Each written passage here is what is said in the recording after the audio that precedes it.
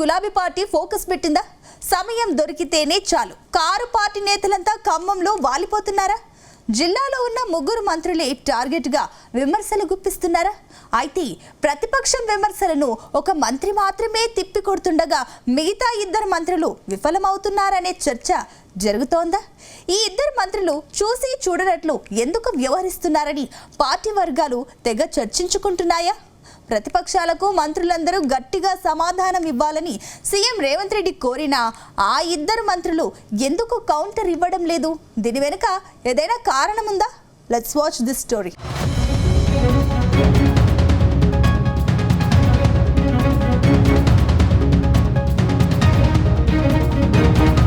తెలంగాణలో బీఆర్ఎస్ పార్టీకి పట్టులేని నియోజకవర్గం ఏదైనా ఉందంటే అది ఖమ్మమే. ఈ జిల్లాలో మొదటి నుంచి పట్టు పెంచుకోవాలని చూస్తున్న గులాబీ పార్టీ కళ సాకారం కావడం లేదు. అయితే 2014లో ఆ తర్వాత 2018 ఎన్నికల్లో ఇతర పార్టీల నుంచి గెలిచిన ఎమ్మెల్యేలను గులాబీ పార్టీలో చేర్చుకుని బలం పెంచుకున్నారు. కానీ గత అసెంబ్లీ ఎన్నికల్లో కాంగ్రెస్ హవాలో కారు పార్టీ నేతలు అడ్రస్ లేకుండా పోయారు. అందుకే రాష్ట్ర మంత్రివర్గంలో ఏ జిల్లాకు దక్కని 3 మంత్రి పదవులు ఖమ్మం జిల్లాకు దక్కాయి. ప్రస్తుతం రేవంత్ రెడ్డి కేబినెట్లో పొంగులేటి శ్రీనివాసరెడ్డి, తుమ్మల నాగేశ్వరరావు, బట్టి విక్రమార్క మంత్రులుగా కొనసాగుతున్నారు. కొద్ది రోజులుగా ఈ ముగ్గురు మంత్రులే టార్గెట్గా గులాబీ లీడర్లు విమర్శలు గుప్పిస్తున్నారు. అయితే బీఆర్ఎస్ విమర్శలను తిప్పికొట్టడంలో కాంగ్రెస్ విఫలమవుతుందనే చర్చ జిల్లా కాంగ్రెస్ నేతల్లో జోరుగా సాగుతుంది. ప్రధానంగా మంత్రులు బీఆర్ఎస్ కు కౌంటర్ ఇవ్వడంలో ఫెయిల్ అయ్యారనే టాక్ వినిపిస్తుంది. వ్యవసాయ శాఖ మంత్రిగా ఉన్న తుమ్మల నాగేశ్వరరావు రైతు భరోసా, రుణమాఫీ పూర్తి చేయడంలో విఫలమయ్యారని కారు పార్టీ నేతలు విమర్శలు గుప్పిస్తుండగా మంత్రి తుమ్మల మాత్రం గులాబీ వ్యాఖ్యలకు కౌంటర్ ఇవ్వడం లేదని అంటున్నారు. తనదైన శైలిలో 1-2 వెటకారపు మాటలతో సరిపెట్టారే తప్ప ఎక్కడా కూడా పల్లెత్తు మాట బీఆర్ఎస్ ను అనడం లేదని కాంగ్రెస్ నేతలు గుసగుసలాడుకుంటున్నారు. ఒకప్పుడు గులాబీ పార్టీలో పనిచేసినందునే కారు పార్టీ నేతలకు గట్టిగా కౌంటర్ ఇవ్వలేకపోతున్నారని అంటున్నారు.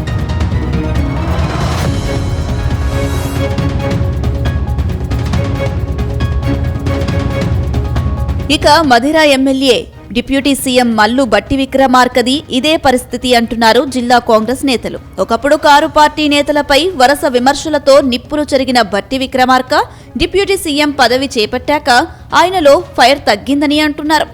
ఇక్కడే మరో వాదన సైతం వినిపిస్తుంది. డిప్యూటీ సీఎం బట్టికి బీఆర్ఎస్ నేతలతో లోపల ఒప్పందం ఉందని ఎప్పటినుంచో చెబుతున్నారు.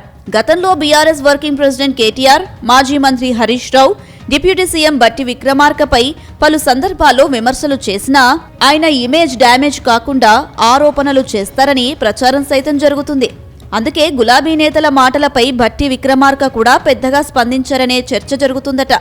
1-2 విషయాలలో స్పందించినా కూడా ఆ బీఆర్ఎస్ నేతల ఇమేజ్ డ్యామేజ్ కాకుండా బట్టి కూడా అంతే జాగ్రత్త పడతారని అంటున్నారు. అంటే కర్ర విరగకుండా పాము చావాలి అనే ధోరణిలో బట్టి వ్యాఖ్యలు ఉంటాయనేది ఆ పార్టీ నేతలే చర్చించుకుంటున్నారు.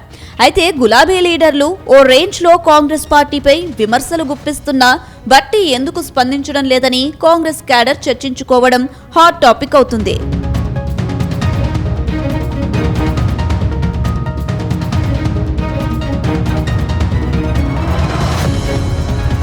మరోవైపు బీఆర్ఎస్ నేతలు ప్రధానంగా మంత్రి పొంగులేటి శ్రీనివాసరెడ్డి టార్గెట్ గా విమర్శనాస్త్రాలు సంధిస్తున్నారు. వారికి అదే స్థాయిలో మంత్రి కూడా ధీటుగా సమాధానం ఇచ్చిన సందర్భాలు అనేకమున్నాయి. పొంగులేటిని కేటీఆర్ బాంబులేటి అంటే పొంగులేటి ఏమే ట్విట్టర్ టిల్లు అంటూ కేటీఆర్ పై సెటైర్లు వేశారు. గతంలో బీఆర్ఎస్ రాష్ట్రాన్ని ఎలా దోచుకుందో సమయం ఉన్నప్పుడల్లా పొంగులేటి లెక్కలతో వివరిస్తున్నారు. అయితే మంత్రి పొంగులేటి తప్ప బీఆర్ఎస్ నేతలకు కౌంటర్ ఇవ్వడంలో మిగతా ఇద్దరు మంత్రులు మౌనంగా ఉంటున్నారని కాంగ్రెస్ శ్రేణులు చర్చించుకుంటున్నారు. ఇటీవల కాలంలో ఖమ్మం పర్యటనకు వచ్చిన సీఎం రేవంత్ రెడ్డి బీఆర్ఎస్ జిల్లా నేతలతో పాటు రాష్ట్ర స్థాయి నేతలను దుయ్యబట్టారు. మంత్రులు సరైన రీతిలో స్పందించకపోవడం, స్వయంగా సీఎంనే స్పందించడంతో అసలు తుమ్మల, బట్టి ఎందుకు బీఆర్ఎస్ నేతలపై కౌంటర్ అటాక్ చేయడం లేదనేది ప్రశ్నలు వస్తున్నాయి.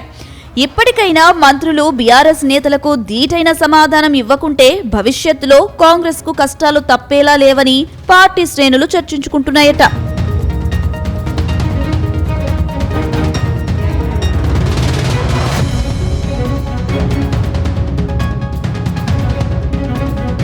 మొత్తం మీద మంత్రి పొంగులేటి శ్రీనివాసరెడ్డి ఒక్కరే గులాబీ లీడర్లకు గట్టి కౌంటర్ ఇస్తుండగా మిగతా ఇద్దరు మంత్రులు కూడా తమ నోటికి పని చెప్పాలని కాంగ్రెస్ క్యాడర్ కోరుతుంది. మంత్రులు ఇలాగే సైలెంట్ గా ఉంటే కారు పార్టీ నేతల విమర్శలను ప్రజలు నిజమని నమ్మే అవకాశం ఉందని అంటున్నారట. ఇప్పటికైనా జిల్లా మంత్రులు కారు పార్టీకి గట్టి కౌంటర్ ఇస్తారా లేక ఇలాగే సైలెంట్ మోడ్ ను కంటిన్యూ చేస్తారా అనేది తెలియాలంటే మాత్రం కొద్ది రోజులు ఆగాల్సిందే అంటున్నారు ఖమ్మం కాంగ్రెస్ నేతలు.